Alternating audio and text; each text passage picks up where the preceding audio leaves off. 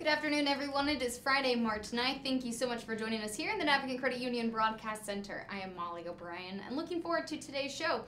We're talking about sustainable food systems. We have our friends from Vintage Pet Rescue in the house, and then we're also talking about the upcoming Brain Week RI starting next week, and we have some visitors from the Association of Migraine Disorder. So looking forward to all that conversation and more in the Navigant Credit Union Broadcast Center. So I'd like to say hello and welcome to my first guest today. I'd like to welcome Margaret DeVos. She's the Executive Director of the Southside Community Land Trust. Margaret, thanks so much for joining us. Hi, thanks for having me. So very excited to have this discussion with you today. March, we spoke about this yesterday, March is National Nutrition Month. Yep. So the theme of National Nutrition Month is making your food go further. And I thought, what better guest than to have you talk about this? Yes.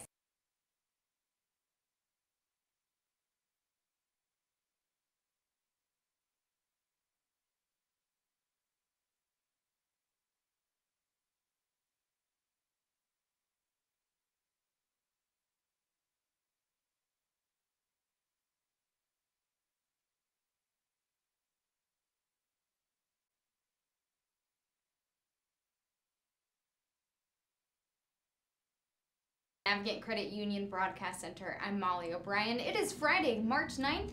Thank you for joining us. Today we're going to talk about building sustainable food systems. We'll have a visitor from Vintage Pet Rescue here in Rhode Island, and we're also talking about upcoming Brain Week RI, which kicks off on Monday. All right, let's welcome our first guest, Margaret DeVos. She is Executive Director of the Southside Community Land Trust. Margaret, thank you so much for joining us today. Thank you for having me. I'm really pleased to be here. Yes, we're very glad to have you. So excited to start this conversation. March is National Nutrition Month, and the theme for this year is making your food go farther. So I thought, who better to chat with about this than you and the Southside Community Land Trust. The work that you do is quite phenomenal, and the outreach is really just embodies that, making your food go farther. Why don't you start off by talking a little bit about the mission and what really Southside Community Land Trust does? Well, for Southside Community Land Trust, we know that everyone does better when everyone is healthier. So, there are a lot of costs to diet-related chronic disease, and we're trying to work in communities, we work in communities to help people have access to fresh, healthy, affordable food so that they can avoid those costs and those diseases. That is very true, and you do a lot of work within the community. Talk to us a little bit about some of the programs that you have built up. The Southside Community Land Trust has been around for, you were saying, over 30 years, so really establishing roots within this community and making access to these programs available. Talk to us about some of that. Yeah, well, so I'll go back a little bit to those costs. So there are individual costs that people have to bear when suffering diet-related chronic disease, and I'm talking about hypertension, heart disease, cancer, diabetes. So the individual costs are, yes, the medical costs, but also pain, discomfort, lost time at work, depression. But there are also societal costs, and these include, everybody pays higher premiums when people are sick, and we're all paying for people who are left out of the medical system, and even productivity. When people are sick, when we have rates of diabetes, heart disease, cancer that are this high, our productivity levels even out. That keeps wages low. And we all our whole economy is impacted by our illnesses. And when they're diet related, there's something we can do about that. And that's what Southside is trying to do. We're trying to help people get access to 5 to 7 servings of fruits and vegetables a day. Now that's hard. That's hard for everybody. We work in Providence, Pawtucket, and Central Falls, but if you try to count, am I getting 5 to 7? See how often you hit 7. See how often you even hit 5. It's really hard to get that many fruits and vegetables because, basically our food system is very much focused on highly processed foods that can stay on the shelf for a long time. But if you can replace high fat, high sugar, high salt, high processed foods with fruits and vegetables, the data's in. It impacts your health, and you can live a healthier life. So Southside tries to get at that in a whole bunch of different ways.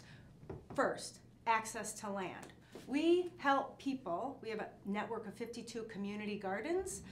About 900 gardeners grow food in them. About 3,000 people are eating out of our community gardens every year. We also help farmers access food. We've got about 32 farmers on farmland, both urban and rural, here in Rhode Island, and they're growing food for our local food system. So it's land access. We provide training for gardeners and farmers. We operate our own production farms, so we're adding healthy food into the local food system and distributing it not just in Pawtucket, Providence, and Central Falls, but across the state. And oh yeah, we work with young people. We're helping young people understand what we can all do together and the actions that they can take to eat, have healthier lifestyles themselves, and also build a healthier local food system. What I think is so incredible about the Community Land Trust is that, one, you're providing access for multiple communities. You have the land, so being able to provide access to that land and providing education. So it's not just like, hey, here's land, here's some seeds, go grow something, but providing that educational aspect to this so that people know how to do this. They can go out on their own, they can do it, and providing it for all stages, because you mentioned that youth aspect for it. So people have the educational knowledge so that they can go out, they have the educational knowledge on nutrition so they can continue this lifestyle and be healthy throughout their entire life. Talk to me about why that's important to come at this from a multi-level approach. Well, so once you learn how to grow food, you know how to grow food forever. And a lot of people. It's like that phrase, don't get a fish, teach him to fish for a lifetime, or whatever that phrase is. It'd help if I knew the phrase, right? Well, it's a proverb. It's not just a proverb, but it's true. It's true, yeah. That's probably not funny, but I think it's funny. Anyway, but especially young people, it's sort of like something that you get in your blood if you get it in your blood at a young age, then you're there. It's like a language, or it's like running. So so if you know how to grow food, you always know how to grow food, and then you start looking for land, and you'd be surprised how you can find land even in cities, even on your balcony. For people who don't garden, it's hard to understand. But the food is so much more delicious, and it's so fulfilling when you put a seed or a plant in the ground, and then you're eating it on your table. So fulfilling, so much more delicious. You're in touch with the earth. If you're not a food grower, it's hard to understand, but you talk to food growers and you start to get it. Plus the farmers that we work with are trying to change society. They care about you, they care about your health, and they're doing it not for the money. They're doing it because they want to help build a different kind of food system that works for everybody. Now let's talk a little bit about that, building a different kind of food system here in Rhode Island. What are we looking at creating? You and I were talking a little bit about before this started. Is this working? Southside Community Land Trust has been around for over 30 years, and we're looking at multiple people being engaged, being involved, being active within it. What kind of food system are we building, and are we being successful at it? Well, and how do you measure that? Yeah, good. So all our community gardeners keep growing food in our community gardens year after year. They're healthy. They're healthy people. They're not suffering from diet-related chronic disease in the same way that you see people who are not getting the fresh fruits and vegetables that they need. Our farmers are earning enough money to keep farming. Some are earning supplemental income. They've got a job. This is better than a second job. This is their own small business. Some, the farm is their full-time job, but they keep farming. Customers keep coming back to the farmers markets. They keep coming, they keep buying. We all are buying. We love restaurants that are featuring local farms, farm food. So, it's working on a lot of levels. Have we eliminated diet-related chronic disease? No. Is our agricultural system protecting the planet in the way that we really need it to be doing? No, we're not. We haven't gotten there, but we are modeling how to get there, and hoping and working so that we get there someday. I like that answer. And you mentioned just a moment ago, you're seeing these. Well, obviously we have community gardens.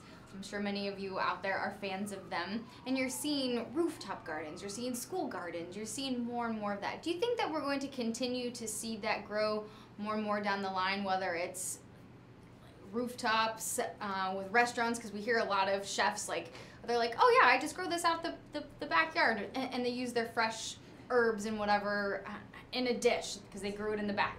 Do you think we're going to continue to see more of that grow within the restaurant industry and hopefully kind of trickling down into just common everyday life, or do you think it's kind of flip-flop? Well, I mean, it's hard to predict. I do know that when people start growing food, they want to keep growing food. Yeah. So kids, every time teach a kid to grow some food, they love it. They love plants, they love seedlings, they love seeing them coming out. They want to try food that they've never tried before because they grew it. So this kind of makes you think that, it's a movement that's kind of moving through the population. It's not for everybody. But you know what? You don't have to be a food grower to enjoy this great food. We operate 2 production farms. We sell Southside Community Land Trust. We sell our own food that we grow, and we help our farmers aggregate the food that they grow, and we get it to market. So there are 4 farmers markets where we sell food. So come on down to the farmers market, Lippett Park, which is on the east side of Providence, Armory Park, which is Providence West End, Broad Street Market on Broad Street in South Providence, and Sankofa Market, which is in front of the Knight Memorial Library in Elmwood. So that's where you can buy Southside produce, and produce that's grown on land that we own. But you can go to southsideclt.org, and you can get linked up to farmers markets all across the state, and you can buy fresh, healthy, affordable, local food, chemical-free for yourself. You don't have to grow it unless you want to. You want to grow it? Become a member of Southside Community Land Trust. We'll train you how. We'll give you resources.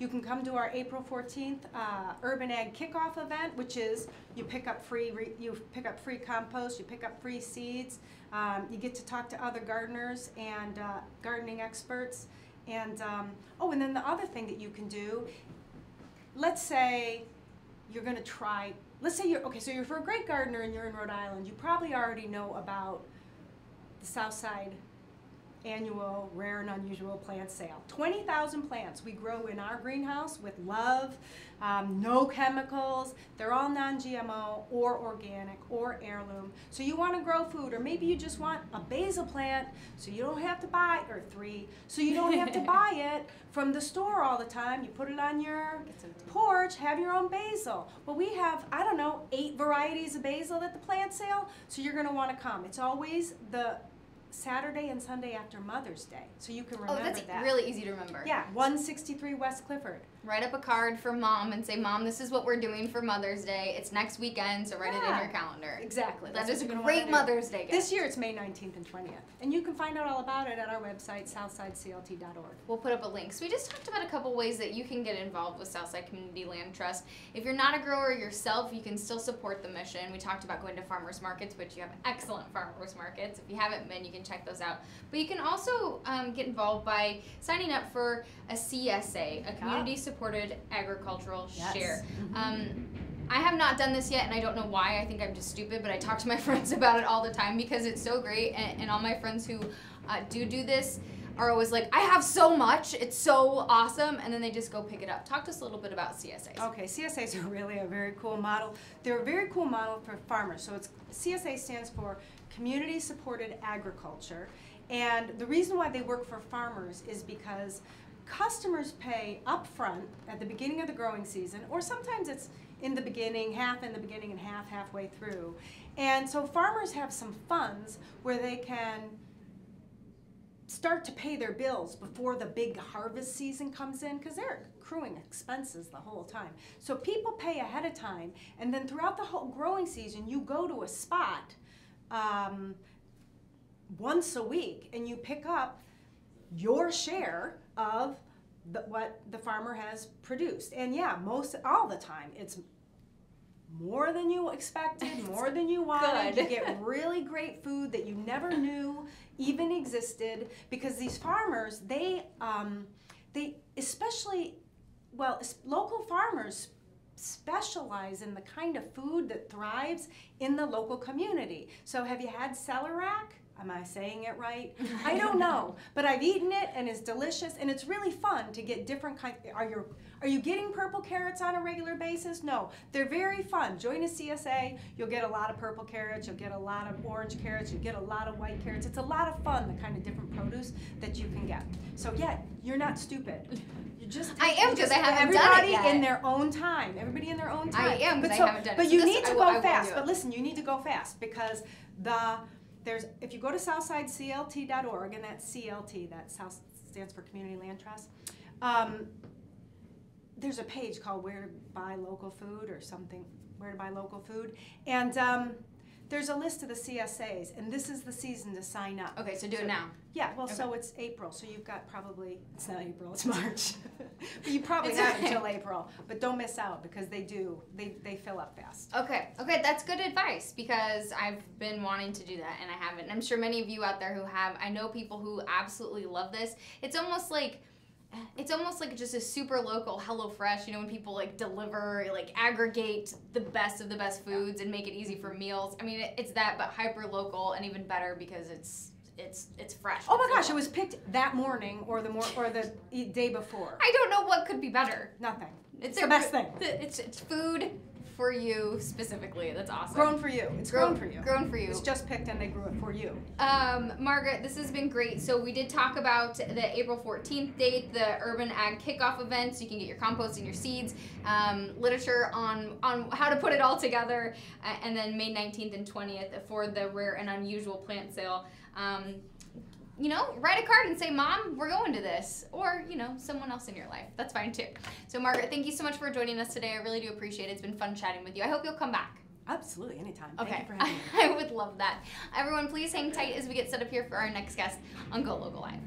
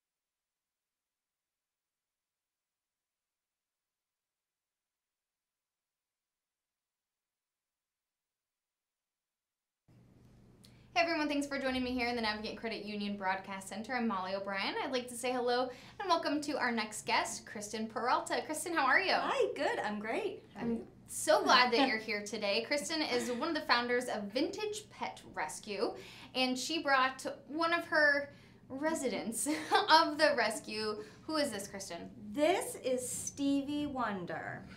Stevie is a 12-year-old pug, and he does not have any eyes, but he is the sweetest little thing, and he gets around great, and we love him. He's one of our residents at the retirement home. So Vintage Pet Rescue is a retirement home and hospice home for what you call vintage dogs. You say vintage pets, but it's my understanding right now you have dogs. Are you thinking about ever taking cats? We are thinking of taking cats. Okay. We just need to get set up, get a cattery, so we are thinking of getting cats. Okay, Absolutely. So I love this idea.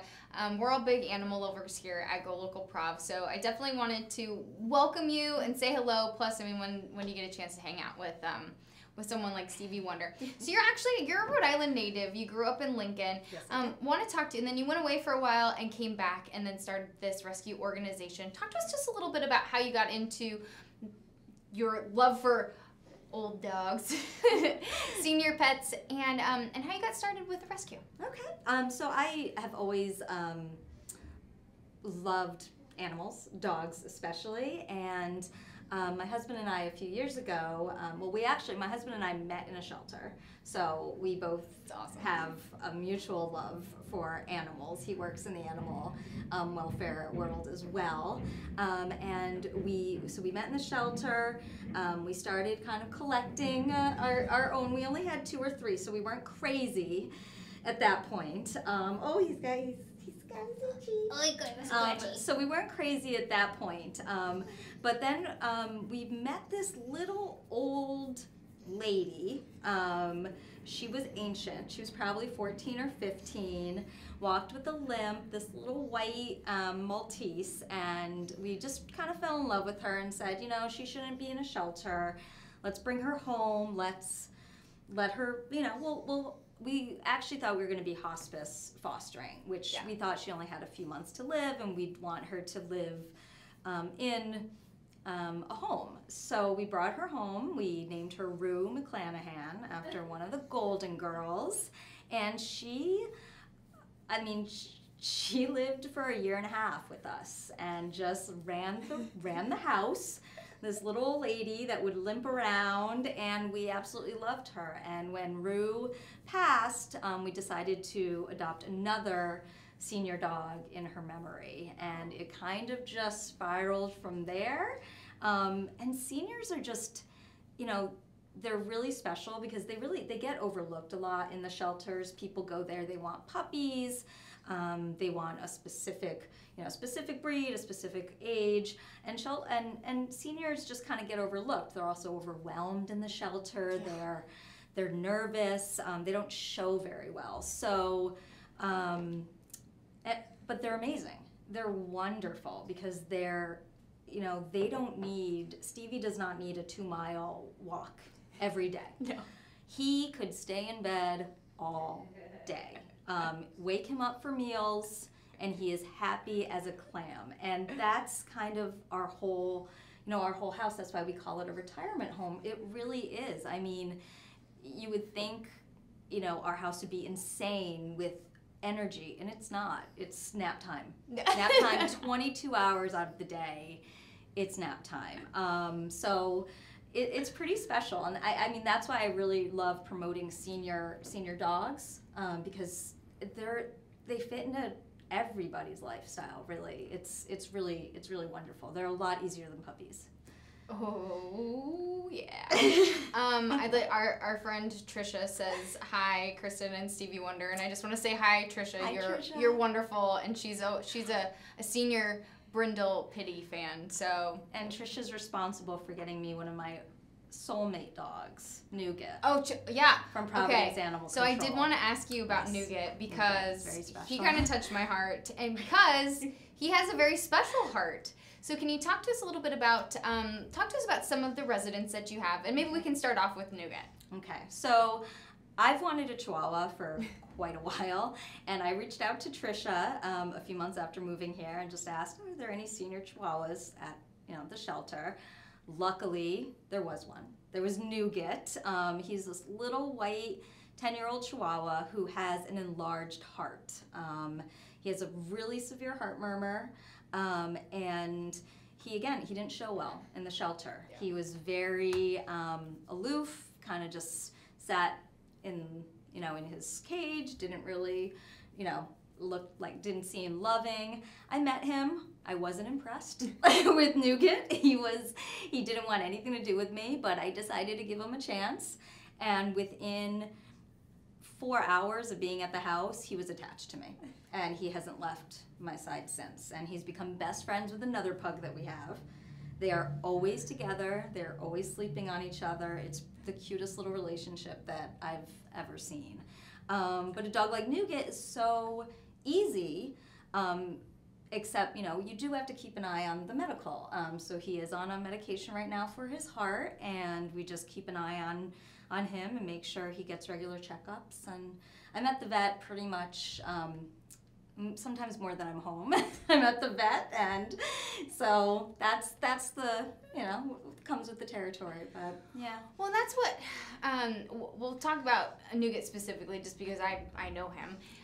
because he has this specialty condition. And so a lot of these senior animals, we say hospice because it's kind of foster hospice. Sometimes they're specialty conditions, and so you don't really know what it's going to be like. And I think that's a lot of concern when you're dealing with shelter pets, is that people they're not willing to risk the responsibility of, I don't know what the medical condition is, or I can't afford the medical condition, or I don't know how long the dog's going to live. And so that's always a really hard thing about getting these animals adopted, is that people just don't want to take a chance. So you are willing to take this chance. You are willing to give these animals a home. Talk to me about how many is it going to be for you? Is there a limit, and are there certain requirements for you? Because, you can't just be, I don't want to say this harshly, but you can't just be a dumping ground for dogs, right? So exactly. Is there a certain requirement of dogs that you'll take, or you have a lot right now, and they're all very special, yes. But there is a certain kind of limit. Exactly, and at this point, I mean, we've only been around. We've only been here in Rhode Island for about 6 months. Yeah, and it hasn't been very long. We have reached, unfortunately, we have reached our capacity at the home at this moment. But like you said, I mean, we do have residents that pass away, so we're always, we can always bring in more when that happens. And also we are going to start adopting out in the upcoming months. That's kind of a plan for 2018, is to start an adoption or foster program for our senior guys. So we'll end up kind of having some more space. Yeah, but you're right. We don't, we try to take dogs that are 10 years and up. Okay. And obviously they have to be good with other dogs. We're not a typical kennel or shelter environment. We don't, it's cage free. The dogs are living in a home. They're living in our home. But we have one big room that's the dog room. It's pretty much half of our house that it's just all dog beds, water dishes, couches. They live in a home environment. So they have to be good with other dogs. And 10 and up is usually kind of our plan. I've actually had people reach out to me, with help. They want help with their dogs, and after talking to them for a while, they've actually decided to keep their dogs in their home. So that's also, we kind of want to be a resource for people. It's hard when dogs start to get older. You don't really know. I don't have all the answers either. That's why I'm at the vet so much. I go there and I'm just like, if you guys can help me and answer, I don't know why she's doing this. So it's nice to be a resource to people and give them, and also be able to connect to other groups and people within the community that can help. We do have a very good animal rescue community here in Rhode Island. Oh, yes. And the resource officers are also amazing. So great job, everybody in Rhode Island, to be able to have that.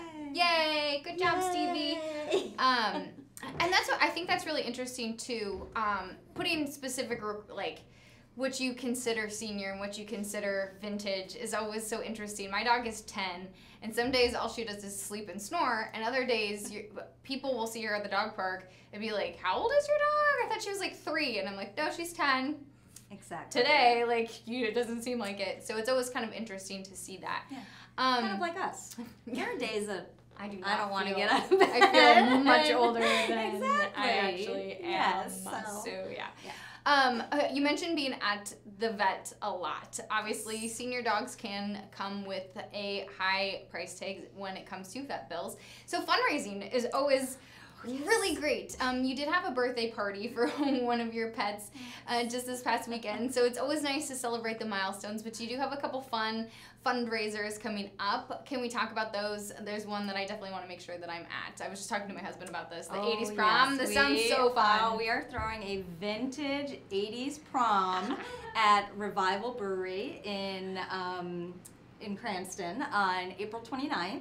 So it's a Sunday, so you have plenty of time to get your prom on. I've already been scouting a few thrift stores. Yes, I love this. There's not a ton out there in shops right now, so if you have anything in your basement, like that you still have your 80s prom dress, reach out to me, and because we need some of those. But tutus, leg warmers, trimmed hair, you know, we're gonna go all out. So it is a fundraiser. So tickets are on sale now, and again, all the money we raise at this goes to Vintage Pet Rescue, and it goes to paying our vet bills. We've been very lucky with people buying things from our Amazon wish list, so we really haven't spent money on food or supplements or cleaning supplies. So all the money, cleaning supplies are a big expense. Oh, I bet.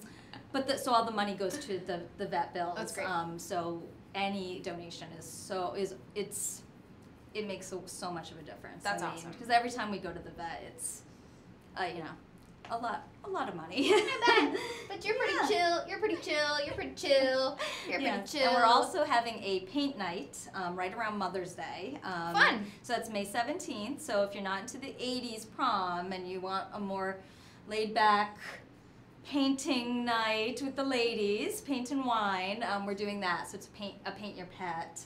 It's a paint your pet silhouette, and so we're doing that, and all this stuff's on our Facebook page. Perfect. So you can find information there. Perfect. So we'll make sure to have a link for that as well.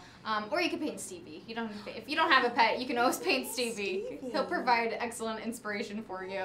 Right, buddy? Oh my gosh. I love him. How old's Stevie? 13? He's 12. 12 or 13. So He's around 12 or 13. That age. Yeah. So before we let you go, Kristen, and your arms have to be getting tired. He's actually he's not that heavy. You know, I'm gonna hold you before you go too. You don't just dabble in vintage pets, you dabble in vintage furniture, which I think is such like a cool, unique, super funky, so Rhode Island combo. Talk to us a little bit about this, because it's so fun, and some of the pieces you have are awesome. Thanks. It's actually how we came up with the idea for the name of our rescue, because my husband and I love going to thrift stores and flea markets and finding vintage stuff, and I was like, why don't we, my husband and I could not agree on a name, and I'm like, why not Vintage Pet Rescue, and it just stuck. So cool. So one of the things I do is I find vintage suitcases, and I make them into dog beds. I also find console television sets from the 70s, 80s, the ones, the big wood console sets that everyone has, and now they might have their more modern TV on top of it. And I gut those, take the TVs out, and I create dog condos. That's awesome. With those. So painting them, putting little pictures up, wallpaper, bedding, and the dogs actually love them. They go right into them, and they're like kind of their little, it's like their crate. Little apartment. Yeah. So and it's so much nicer than a crate. Cool. I made a lot in Los Angeles. I haven't quite been able to start here yet. Yeah. I need to collect some more furniture from the side of the road before I start. But those are on our website. You can see some pictures of cast ones that I've made. Okay, So, all right. So people are interested. If people are interested in either like contacting you, maybe if they have a piece that they want to have restored or make it into a condo, or if they want to donate that, or if they want to touch base with you on having you make one, reach out on the website. Is that absolutely? Yeah, vintagepetrescue.org, and you can contact us through there. Okay, cool. Because I just think, like, what a cool mashup, right? It's fun. It's a fun hobby. When all my free time, it's all a fun thing. What free time? All my free time. All your free time.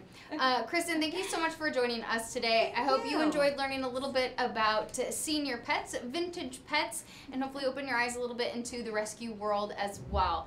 We're going to take a quick pause and get set up here for our next guest on Go Local Live.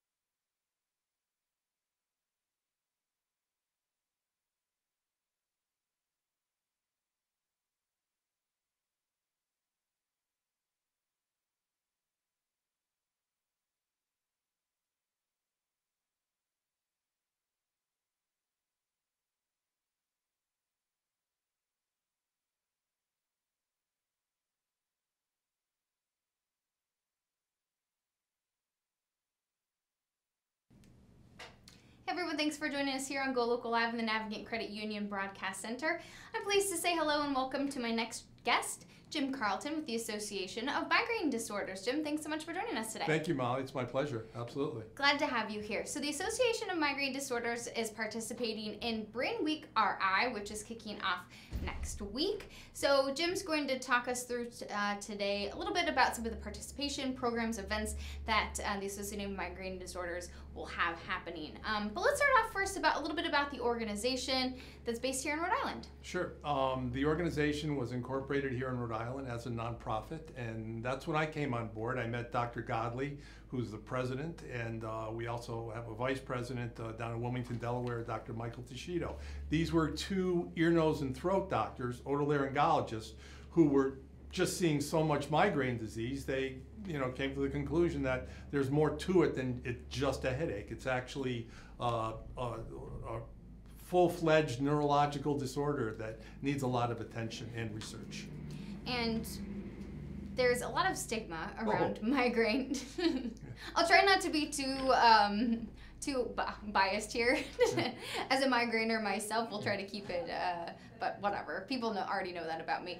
But let's talk a little bit about the need for awareness and attention to be brought to migraine. Sure. I mean, you mentioned the word stigma, and I can scarcely think of any disease that that is more, at least as or more stigmatized than migraine. Something happened around the time of Victorian England where something that was recognized as a legitimate malady before that all of a sudden became something that was interpreted as malingering. And that's around the time that it happened, and people have researched it historically, and it's actually quite interesting. I mean, there's been so many famous people that have been migraineurs, that are, actually wed into the fabric of our culture. We don't even know that, and the way it's changed their lives and changed our perception of them. Yeah, it's really fascinating and amazing how you can connect with people. Let's talk a little bit about, let's talk about some of the events, and then we can get more into the organization and then bringing up awareness. So there are some, and I don't have it in these notes right here. So let's talk about some of the events that are happening based through with the Association of Migraine Disorder coming up for Brain Week RI. Brain Week RI, this is the second year that it's happening here in Rhode Island. It's super cool. Bringing together so many different experts, talking about just different diseases that are happening within the brain, all just different kinds of stuff. It's really cool. But let's talk about this stuff focusing on migraine. So talk to me about what's happening going on this week. Okay, this week, the migraine, we have a robust participation in Brain Week, and it gives us a chance to do a couple of very important things. We're sponsoring the screening of a award-winning movie about migraine called Out of My Head that just recently premiered at the Museum of Modern Art in New York. And it's an award-winning filmmaker. Her daughter was suffering from migraines, and she tried to learn something about it, learn something about the illness, because she was cast in the role of a caretaker, and she really went down the rabbit hole that so many other people have gone down. It's like, what is this? It seems to be so, endemic, 36 million people. So we're gonna do two showings of Out of My Head, and if you don't mind me referring to my notes. No problem. Okay. One will be at Friday, March 16th at the George Auditorium at Rhode Island Hospital, and the second will be Sunday, March 18th from 4 to 6 at the auditorium on 95 Cushing Street at Brown University. It's really a wonderful film. I saw it in DC a few weeks ago when we were participating in the Headache on the Hill and the Stop Pain Initiative, and basically going around to our congressional delegation in Rhode Island and trying to get them to support this bill that has a lot of migraine research wedded into it, looking for not a cure would be great, but something that could abort it, something that could better treat it. We haven't had a new medication since the 90s. Nothing new, okay? But we're right on the cusp of some really, really interesting things. And hopefully, a lot of that will come out in Out of My Head. It's an enlightening experience to do it.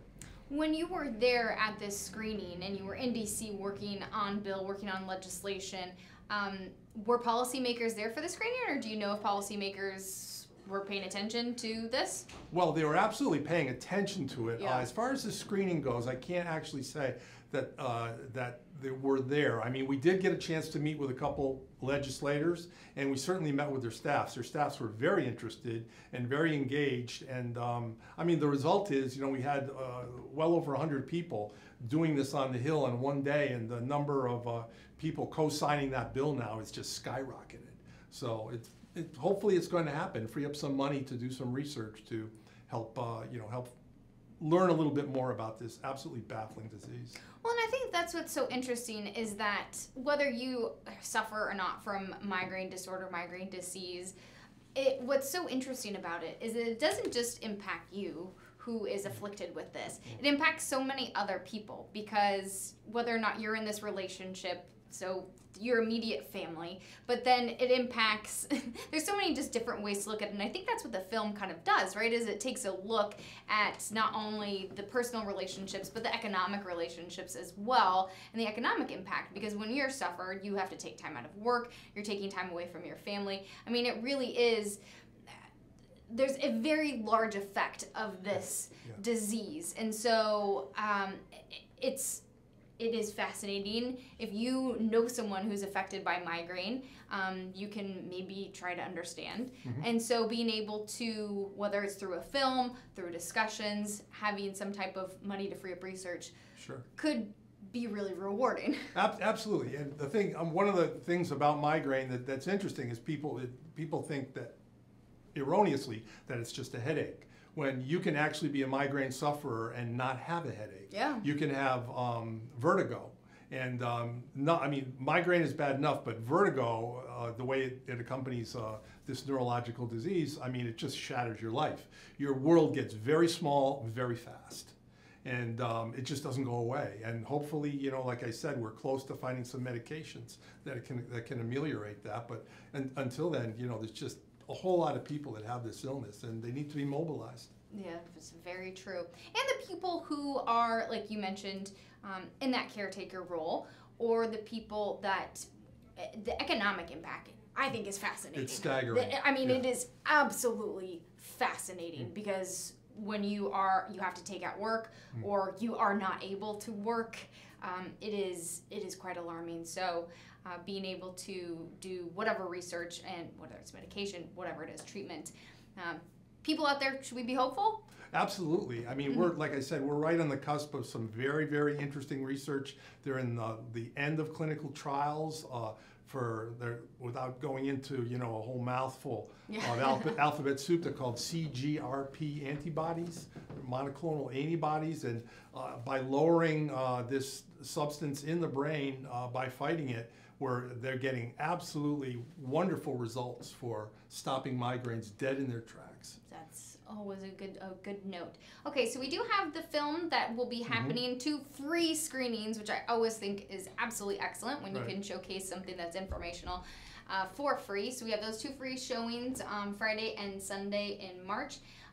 What else do we have going on? Dr. Godley will be delivering 2 lectures at URI, I believe in the Department of Pharmacy. They free up their building there for Brain Week. We have a display, and he's going to talk about why migraine matters, which is kind of a free-ranging, you know, fascinating lecture that he's given many times before, that helps to inform people on the nature of the disease, and maybe in some cases, you know, show some support for the caretakers, like you said, because really when you start figuring it like that, you get the migraine sufferer, and then you get the family involved. I mean, the algorithm just goes out of control. You're talking about millions upon millions of people that are being affected here. Yeah, it is fascinating when you look into it. Let's talk about, so that's happening down at URI at the Brain Fair. That's happening as well. And then there's also an advocacy panel for neuroscience that's happening Thursday, March 15th. That's at the East Providence Library. If people are interested in that, what will be happening there?